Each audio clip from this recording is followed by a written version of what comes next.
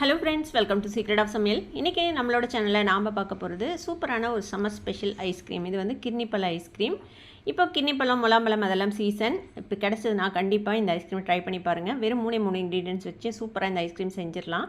செம்ம டேஸ்டியாகவும் இருக்கும், நல்லா க்ரீமியாக இருக்கும். சரி வாங்க வீடியோக்குள்ளே போயிடலாம். சூப்பரான கிர்னிப்பழம் ஐஸ்கிரீம் எப்படி செய்யலான்னு பார்க்கலாம். ஒரு மிக்ஸி ஜார் எடுத்துக்கோங்க. இதில் வந்துட்டு கிர்னிப்பழத்தை தோலை சீவிட்டு விதையெல்லாம் எடுத்துகிட்டு இந்த மாதிரி நறுக்கி வச்சுருக்கிறேன் பீசஸாக. இப்போ இதை வந்துட்டு இந்த மிக்ஸி ஜாரில் சேர்த்திக்கலாம். இது கூடவே நம்ம வந்துட்டு பால் ஏடு சேர்த்திக்க போகிறோம். இது வந்து வீட்லேயே சேர்த்து வச்ச பால் ஏடு. இது இல்லைன்னா நீங்கள் வந்து ஃப்ரெஷ் க்ரீம் இருந்ததுன்னா அது கூட சேர்த்திக்கலாம். அமுல் ஃப்ரெஷ் க்ரீமில் வருதில்ல, அந்த மாதிரி உங்கள்கிட்ட ஃப்ரெஷ் க்ரீம் இருந்தால் தேவையான அளவுக்கு சேர்த்திக்கோங்க. இல்லை விப்டு க்ரீம் இருந்ததுன்னா அது கூட நீங்கள் சேர்த்தி செய்யலாம், அதுவும் ரொம்ப சூப்பராக வரும். இது தேவையான அளவுக்கு சேர்த்திக்கலாம். எவ்வளோ க்ரீமியாக வேணுமோ அந்த அளவுக்கு நீங்கள் சேர்த்திக்கோங்க. இது கூடவே இனிப்புக்கு நான் வந்து கண்டன்ஸ் மில்க் சேர்த்து போகிறேன். இதுக்கு பதிலாக நீங்கள் சர்க்கரை கூட சேர்த்திக்கலாம். கண்டன்ஸ் மில்க் சேர்த்துனோம்னா இன்னும் கொஞ்சம் க்ரீமினஸ் அதிகமாக இருக்கும். அதுக்காக தான் தேவையான அளவுக்கு, அதாவது அந்த பழம் எவ்வளோ இனிப்பு இருக்கோ அதுக்கு தகுந்த மாதிரி சேர்த்திக்கோங்க. ஒரு 2.5 டேபிள் ஸ்பூன் அளவுக்கு சேர்த்திருக்கிறேன். இப்போ இதை வந்துட்டு அரைச்சி எடுத்துக்கலாம். அரைச்சிட்டு டேஸ்ட் பார்த்துக்கோங்க. பத்தலைன்னா இன்னும் கொஞ்சம் கண்டன்ஸ் மில்க் சேர்த்து நம்ம வந்துட்டு அரைச்சிக்கலாம்.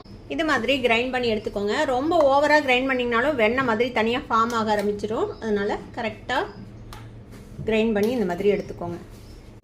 இப்போ இதை வந்துட்டு நம்ம ஒரு பாத்திரத்துக்கு மாற்றி நம்ம ஃப்ரீஸ் பண்ண போகிறோம். எதில் ஃப்ரீஸ் பண்ணுறீங்களோ அதில் ஊற்றிடுங்க. கொஞ்சம் கொஞ்சம் சங்க்ஸ் இருக்குது பாருங்கள், கிர்னி பழத்தோடது. அதோடு இருந்தால் தான் நல்லாயிருக்கும், சாப்பிடும்போது கூட பழம் வாய்க்கு வரும். இப்போ இதை வந்து நல்லா மூடி போட்டு நம்ம இதை வந்துட்டு ஃப்ரீஸ் பண்ணிடலாம். ஒரு ஓவர் நைட் ஃப்ரீஸ் பண்ணிங்கன்னா நல்லா ஃப்ரீஸ் ஆகிடும். உங்களுக்கு டைம் இருந்துச்சுன்னா ஒரு 2-3 மணி நேரம் ஃப்ரீஸ் ஆனதுக்கப்புறம் திருப்பி எடுத்து ஒரு தடவை இன்னொரு தடவை மிக்சியில் பிளெண்ட் பண்ணிட்டு திருப்பி வச்சிங்கன்னா நல்லா க்ரீமியான ஐஸ்கிரீமாக கிடைக்கும்.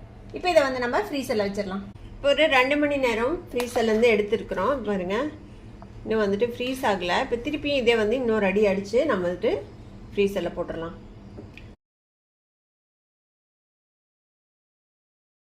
இது திரும்பவும் லைட்டாக அடித்து நம்ம வந்துட்டு ஊற்றி வச்சிடலாம். திரும்பவும் அடித்து எடுத்தாச்சு. இப்போ நல்லா க்ரீமியாக இருக்க பாருங்கள். இப்போ திரும்பவும் நம்ம ஊற்றி ஃப்ரீஸ் பண்ண போகிறோம்.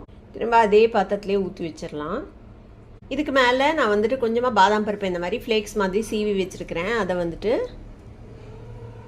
இதில் மேலே போட்டுடலாம். நீங்கள் உள்ளே கூட மிக்ஸ் பண்ணலாம், அதுவும் நல்லாயிருக்கும். லைட்டாக நம்ம மிக்ஸ் பண்ணி விட்டுருவோம். எல்லா பக்கமும் உங்களுக்கு வாய்க்கு வர மாதிரி கிடைக்கும்ல. மீதி இருக்கிறதையும் போட்டுடலாம். இது மாதிரி நல்லா கலந்து விட்டுருங்க.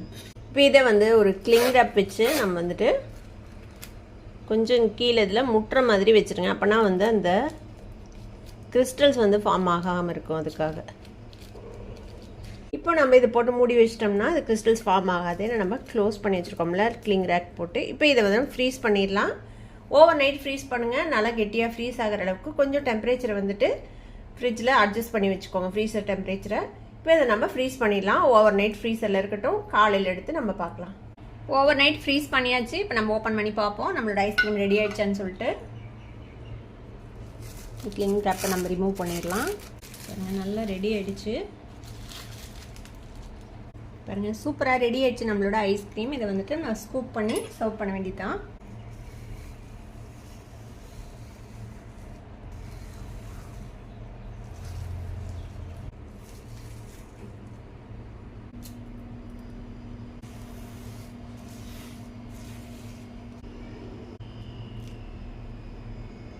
இதுக்கு மேலே நம்ம இன்னும் கொஞ்சம் பாதாம் ஃப்ளேக்ஸ் போட்டுக்கலாம்.